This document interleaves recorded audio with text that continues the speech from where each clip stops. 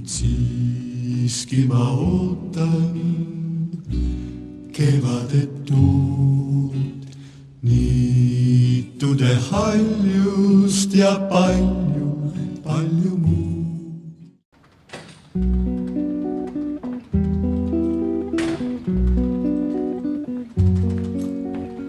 Kord oli rohelust täis, pilv taeva võlvist vaid harva üle käis. Peegeldus päike jõe suves selges vees, niitude vahel siis kulges meie tee. Mä mälupulk käib mulle USB auku. No panengi ju. Ei, see monitor õpeta. Soo, jaa.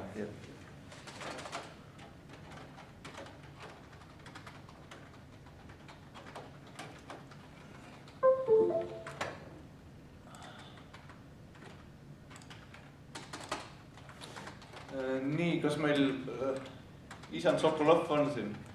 Ei, oli puudub. Just jah. Mark ka vist puudub need. Need härrased, kellel meil siin tööd on tegemata. Nii. Täna meil siis ma ootan teie ettekandeid, miks keegi ei pannud valmis. Mina esitasin eelmine kord. Jah, aga teised härrad ja prouad siin ka võiksid esitama hakata. Anna lakkas täna halb, sest oleks varem ära koolist.